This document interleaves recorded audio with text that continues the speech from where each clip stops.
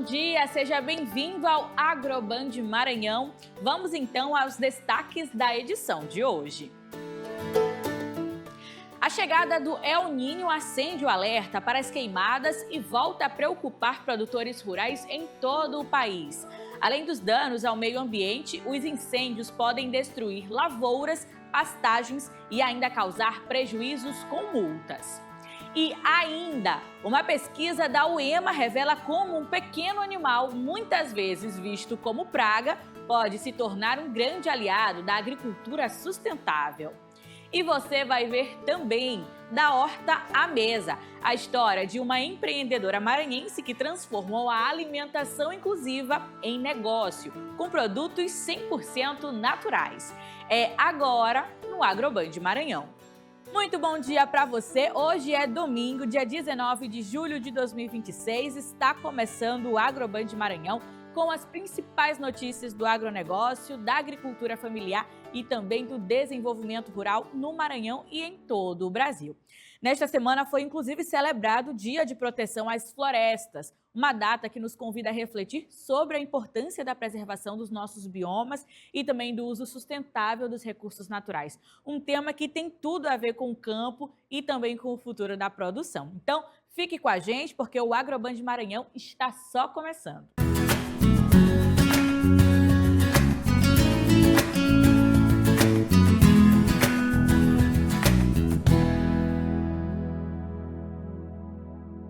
E a gente começa a edição de hoje falando sobre um animal que muita gente conhece por outro nome, mas que tem grande importância para as naturezas. Os emboás, também conhecidos como piolhos de cobra, eles costumam chamar a atenção quando aparecem em grande quantidade.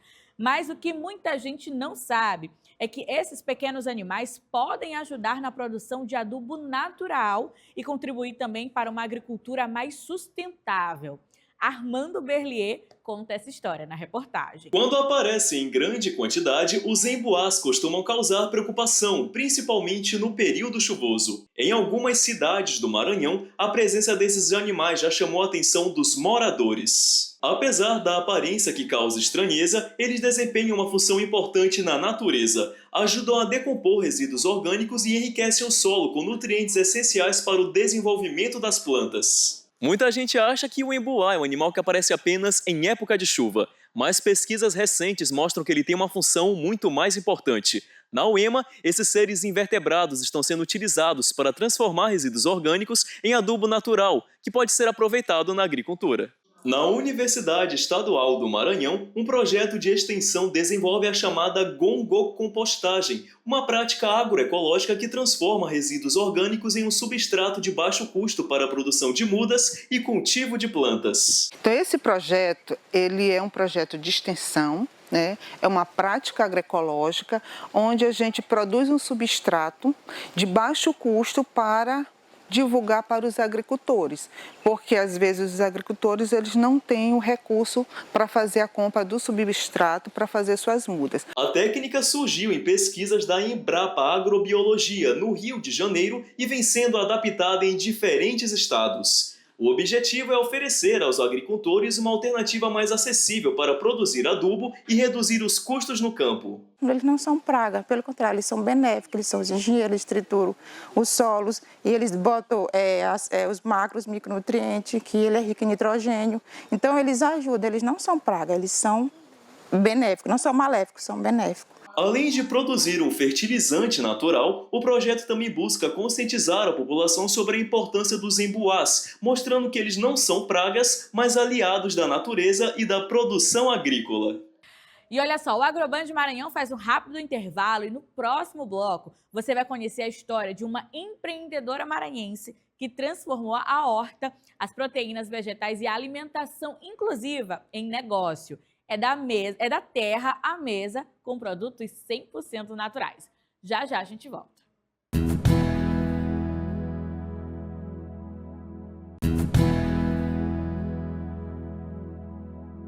Estamos de volta e olha só, a gente já chega falando então sobre alimentação inclusiva nesse domingão e também o uso de proteínas vegetais que tem conquistado cada vez mais espaço entre quem busca uma vida mais saudável. A gente sabe, né? Tá nesse boom aí de gente mais saudável, correndo também, alimentação 100% natural. E olha só, eu acompanhei a rotina de uma empreendedora maranhense que tem transformado ingredientes naturais em refeições artesanais.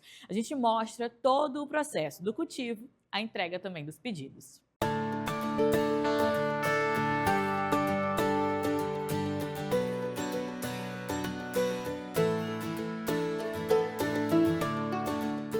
Frescos e preparados de forma artesanal.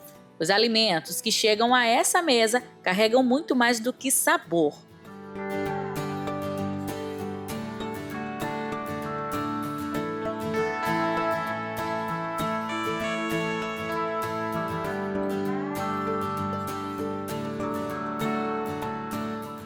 Nesta cozinha, cada refeição começa bem antes do fogão. Nasce na horta, passa pela seleção cuidadosa dos ingredientes e ganha forma em receitas produzidas com proteínas vegetais e alimentos 100% naturais. O processo é longo e exige cuidado no cultivo dos ingredientes e termina na organização dos pedidos para os clientes. O objetivo é oferecer uma alimentação mais inclusiva para quem busca mais qualidade de vida ou possui restrições alimentares. E a empreendedora Isabelle transformou esse conceito em negócio. Parte das hortaliças utilizadas é cultivada na própria horta. O restante dos ingredientes é escolhido de forma criteriosa para manter a qualidade e evitar produtos ultraprocessados. Em 2020, que foi quando a gente começou, eu já não tinha tanto interesse de consumir só proteína animal, E eu comecei a ficar curiosa, gente, deve ter outros tipos de proteína. Eu já conhecia a carne de soja e tudo, mas fiquei bem curiosa. E ao pesquisar na rede social, internet, eu vi que dava para fazer hambúrguer, blends com feijão, com lentilha, com grão de bico. E eu fiquei bem curiosa, sobre esse tipo de alimentação, que é a alimentação vegana. E comecei a fazer. Eu não sabia nem cozinhar, e comecei a fazer. Eu achei que ficou super gostoso, deu super certo. E aí me deu um estalo, Eu disse, gente, por que não transformar isso em um negócio, E foi aí que tudo começou. Depois da colheita e da seleção, começa o preparo das receitas, a montagem dos kits e a organização das entregas. A gente compra tudo em natura. Os nossos produtos eles são comprados do zero. Por exemplo, a gente faz a calabresa de ervilha e soja. Então eu compro a ervilha mesmo, eu faço todo esse processo de cozimento, trituro. A soja a gente compra, a gente lava, hidrata e prepara um tempero de uma receita que foi criada por mim mesmo, A calabresa de ervilha e soja é um dos cargos-chefes da gente. E durante todas essas etapas, a gente também compra alguns produtos com a agricultura familiar, como hortaliças, como a nossa berinjela, para o nosso quibe de quinoa e berinjela. Então, todo esse processo a gente vai fazendo do zero até chegar hoje na embalagem, com toda a tabela nutricional, com tudo aquilo que vocês estão acompanhando. As hortaliças são fontes importantes de vitaminas, minerais e fibras, nutrientes que ajudam no bom funcionamento do organismo e na prevenção de doenças. Já as proteínas vegetais vêm ganhando espaço por oferecerem alternativas para diferentes perfis de consumidores. As hortaliças são plantas cultivadas em hortas, seja elas verduras, olerícolas, raízes, tubérculos. Estes alimentos gerados são alimentos ricos nutricionalmente falando, em fibras, em minerais, em vitaminas.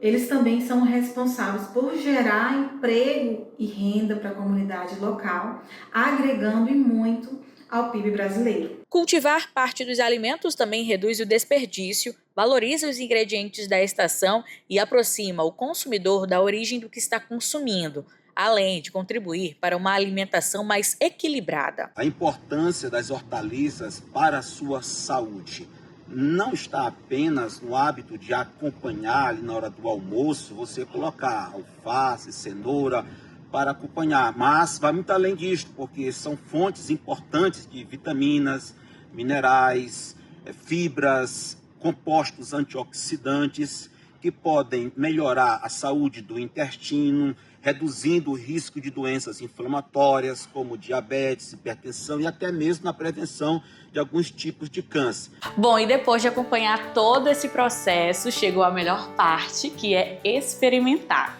Vamos lá? Esse aqui é o de lentilha e de grão de bico. Esse aqui é grão de bico. Esse marrom é de lentilha. Tá, então eu vou no de lentilha.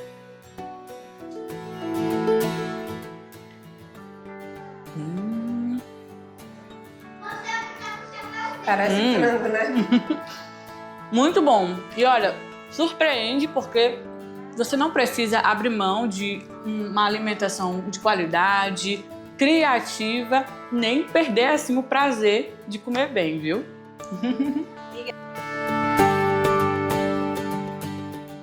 Muito legal, né? Pois é, agora é hora da gente conferir a previsão do tempo para este domingo. A expectativa é de sol com algumas nuvens, também há a possibilidade de chuvas rápidas ao longo do dia e também durante a noite. Agora a gente chega com os termômetros aqui para algumas cidades do Maranhão, né? A gente começa, claro, pela capital maranhense, São Luís. Os termômetros devem variar entre a máxima de 30 graus e a mínima de 24 graus. Chegando na Baixada Maranhense, Arari, a máxima deve ser de 32 graus para esse domingo e a mínima de 24 graus.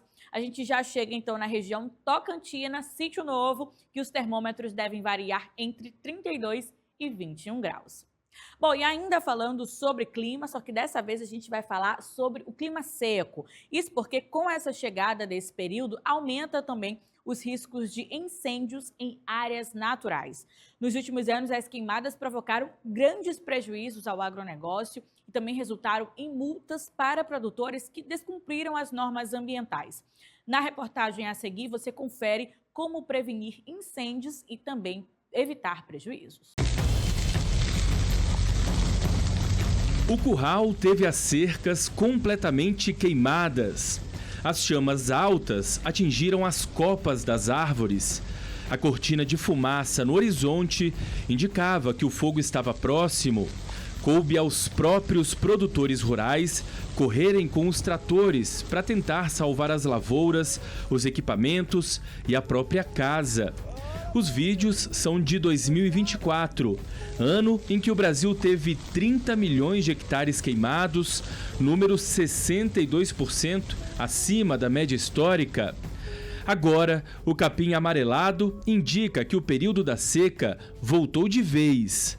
Há 2 anos, na região de São Sebastião, no Distrito Federal, esse mesmo capim foi o combustível perfeito para um incêndio que destruiu quase 40 pequenas propriedades rurais. Qualquer coisinha aqui, o fogo alastra. Nesse incêndio, pessoas perderam porco, perdeu galinha, e aí é um prejuízo assim que eles não conseguiram nem calcular, né, em relação a bens materiais.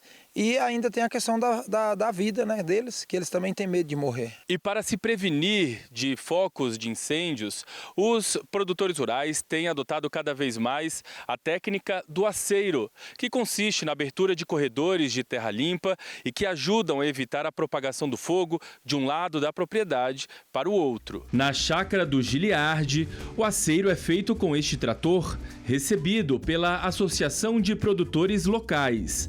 O trabalho é realizado sempre no início do inverno e também nas margens da propriedade, medida que ajuda a proteger os vizinhos. Diminui o fogo, porque quando o fogo chega, se a gente tiver próximo, a gente consegue ir lá e combater ele. Em todo o país, entidades que representam o agro têm se movimentado para evitar prejuízos como os de 2024. Na época, a Confederação da Agricultura e Pecuária do Brasil estimou em quase 15 bilhões de reais as perdas do agronegócio com os incêndios.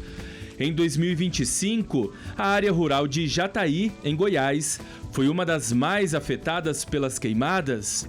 O fogo levou o Sindicato Rural da cidade a organizar uma série de ações de enfrentamento para o período da seca, inclusive com apoio de aviões. A gente sempre reforça muito a importância do trabalho terrestre, ali no maquinário, né, no momento ali das atividades, ter a máquina ali de prontidão para controlar o incêndio quando ele começa. E também tem a parte aérea, né? O produtor ele aciona as empresas e o avião vai até a propriedade e faz esse trabalho aí no céu, né? E olha só, a Secretaria de Estado da Agricultura Familiar está com o edital aberto para poder selecionar a instituição que vai atuar na capacitação de comunidades tradicionais e agricultores familiares em automapeamento participativo. Mas quem vai explicar sobre essa iniciativa para a gente é a Marluze Pastor, ela que é coordenadora de fortalecimento institucional da SAF. Então, seja muito bem-vinda, bom dia a você. Dia, Ingrid, é um prazer muito grande estar aqui.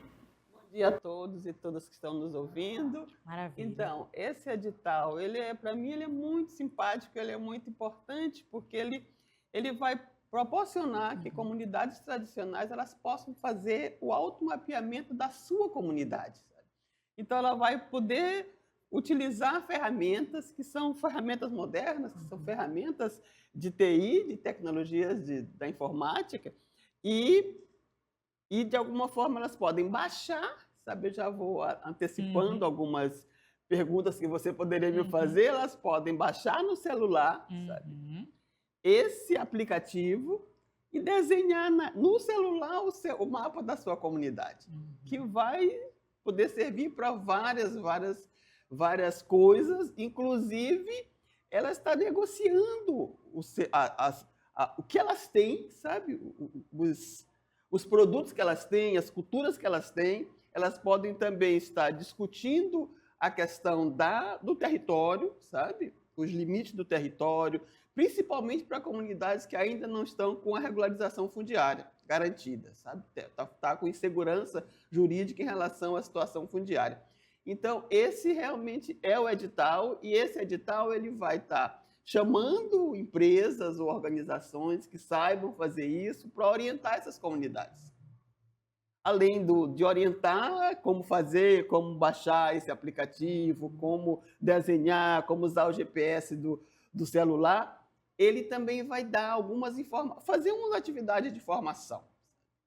E formação que, além da questão da tecnologia em si, ele vai estar, junto com isso, discutindo a questão da organização comunitária, da organização social, a questão de gênero, a questão da juventude, porque esse programa ele prioriza as mulheres, ele prioriza a juventude, que de alguma forma tem uma relação muito direta com a natureza, com a própria comunidade. Quando a gente fala sobre tecnologia, acaba aproximando eles também disso, né? Desse mundo que hoje em dia tudo é tecnológico, tudo é digital. Eu acho que isso é super interessante, porque assim, você mostrar, você chegar numa comunidade e mostrar, olha, é possível você ver aqui seu mapa nesse celular, e como é que faz isso, sabe? Essa é muito interessante, porque essa tecnologia ele acaba distanciando muitas comunidades. Primeiro porque não tinha acesso, hoje que tem acesso, que consegue adquirir um celular, então tem dificuldade de ver todas as tecnologias que tem ali, que são possíveis você utilizar com o celular, todos os aplicativos. Então, isso eu acho fantástico, sabe? São quantas comunidades que devem participar e também como é que, por exemplo, elas vão poder definir o que vai ser, como é que foi feita essa estratégia mesmo de definir o que vai ser colocado ali nesse Olha, o Todo Mapa, ele começa esse aplicativo, ele começa em 2020, por duas organizações que já trabalhavam com a agricultura familiar, com a Amazônia, com o meio ambiente, que foi o IPAM e o ISPN. E a definição das comunidades são 30, que a gente escolheu 30. Essas 30 foi a partir de um diagnóstico que o IMESC fez, sabe? Que são maioria comunidades quilombolas e comunidades onde tem forte presença de quebradeiras de coco. As quebradeiras de coco é super importante, porque assim, elas vão poder colocar naquele mapa onde que elas utilizam, onde estão os cocais, onde estão os babaçoais, sabe? O local que elas trabalham, o local que elas, de alguma forma, precisam para elas não estão buscando a terra, elas estão buscando aquele produto, aquela produção. Então, mapear isso, mapear os babaçoais é muito interessante, sabe? É muito importante, ela vai fortalecer a luta delas pelo babaçoal, pelo babaço livre, que é uma luta das mulheres há muito tempo, sabe? Então, para os outros, por exemplo, as comunidades quilombolas que ainda não têm a regularização fundiária, que não têm a titulação, isso vai ajudar realmente a discutir com os órgãos públicos, os órgãos fundiários, os outros órgãos, onde é que elas estão, sabe? Como é que é a relação delas com o ambiente, sabe? A necessidade de ter aquele espaço regularizado, ter aquele território assegurado, a posse e a propriedade assegurada, sabe? Então, esse material, assim, você tá... Olha aqui que eu estou, sabe? Todo mundo vai saber que eu estou nesse mapa do Brasil. Porque a concepção inicial é que ali tinha... que aqueles lugares são vazios. A gente ouviu muito isso na escola. O vazio demográfico, lugar que não tinha gente. Coloca outra coisa que não tinha gente, na verdade. E ali tem as pessoas, sabe? Então, ela vai mostrar, eu estou aqui, eu estou no mapa, sabe? E como é que ela vai fazer isso? Só para a gente tentar ver assim como que não é tão difícil o aplicativo. Claro que precisa dessas empresas que a gente está convocando, chamando para ajudar, mas assim, ela baixa o aplicativo e depois que ela cadastra a comunidade, ela vai andar na comunidade e o próprio GPS vai fazendo o mapa, sabe? Então, ela vai poder andar normalmente, está fazendo ali a rotina dela do dia a dia e já vai estar lá cadastrando os passos. Exato. E ela vai cadastrar ali, aqui é onde estão os porcos, aqui é onde estão as galinhas. Então, isso todo é meu espaço, na verdade. Isso aqui é da comunidade. Isso aqui é daquela vizinha, essa outra aqui... Esse aqui é comunitário, sabe? Esse espaço aqui é comunitário. Essa ramada aqui é da gente dançar. Então, isso pode cadastrar realmente principalmente a parte mais produtiva. Eu estou brincando com a ramada, porque na minha comunidade os caras estão mudando o nome da ramada. Então, é bem na verdade. Então, essa é o Tô no Mapa. E as empresas que quiserem se habilitar, que a gente está chamando, convidando para ajudar a gente a fazer isso, elas podem cadastrar, sabe? Até domingo. Sabe? Que é hoje, no caso, né? E elas podem, de alguma forma, acessar o site do PNUD, e lá o PNUD tem um site que é de fornecedores, chama Quanto. Eles acessam e podem, de alguma forma, baixar aquele edital e fazer o cadastro. A gente espera que várias empresas se cadastrem, que possam ajudar realmente a SAF, esse programa, a fazer com que essas comunidades aprendam a estar no mapa, estou no mapa, e outras atividades que a gente está fazendo lá, como a formação em essas várias áreas. Antes da gente finalizar, essas orientações vão ser repassadas por quem ali, para aquelas pessoas da comunidade mesmo?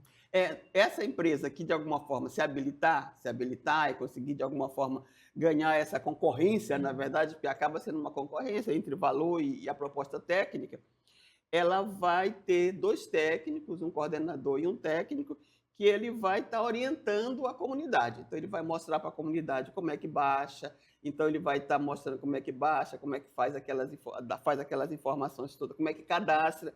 E vai ter uma atividade mais geral da comunidade. A primeira atividade que a gente esqueceu de comentar é que, assim, quando esse colega chegar lá, essa empresa, com esses 2 colegas, ele precisa pedir o consentimento da comunidade. Ela só vai estar no mapa se ela quiser, sabe? Então, ela precisa ter o consentimento. Assim, eu quero ter o meu mapa da comunidade aqui registrado, ter os meus produtos, a minha produção, a minha área de reserva. Ficar visível, exatamente. Né? Então, ela precisa, essa primeira parte, exatamente o consentimento da comunidade. E, em seguida, essa parte de orientar como é que cadastra, como é que baixa, e orientar e também fazer essa discussão mais geral da importância desse programa e de outros programas que ela pode ter acesso a partir de ter mais informação, de ter mais poder de negociação. E é isso que eu ia perguntar, né? Como é que você, que é especialista, observa então a importância de um projeto como esse em relação a políticas públicas para essas comunidades? É que, veja lá, ele permite, sabe? Além da formação em si, que você já... É mais um instrumento, é mais uma ferramenta que permite acessar outras ferramentas da internet, ela vai perceber que é mais fácil acessar outras.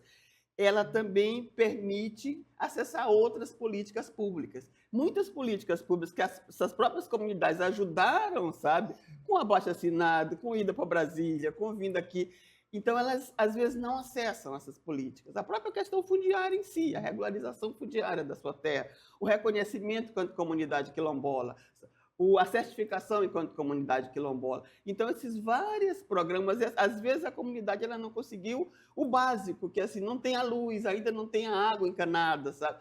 Então, tem comunidade que assim, ainda não tem a escola, sabe? Então, ela tem que se deslocar de caminhonete, de algumas conduções mais complicadas, as crianças. Então, esse acesso a esses programas, sabe? Então, facilita ela acessar outras políticas. Políticas que eu digo que muitas foram elas próprias que, de alguma forma, buscaram. É isso mesmo. Então, para finalizar, reforça aqui para a gente, né? Inscrições estão abertas até hoje, domingo. Como é que faz para participar? Então, a empresa, a pessoa, a associação, a organização, ela acessa o site do PNUD. Lá no site do PNUD tem um link que é fornecedores. Quanto que é fornecedores do PNUD. Então, ela baixa o edital que está lá, sabe? Que é o edital de Tô no Mapa, da SAF, tem SAF, Tô no Mapa, e aí ela pode se inscrever. Pronto, facinho, né? É isso, nós conversamos aqui com a Marluze Pastor, ela que é coordenadora de fortalecimento institucional da SAF. Muito obrigada. Volte sempre também para trazer aí informações sobre outros projetos também na SAF. Obrigada, Ingrid. É um prazer muito grande estar aqui com você e com essa televisão aqui tão poderosa. É isso, obrigada. Então, encerramos e chegamos ao fim de mais uma edição do AgroBand Maranhão. Muito obrigada pela sua companhia. Tenha um ótimo domingo e também uma excelente semana. Até o próximo programa. Tchau!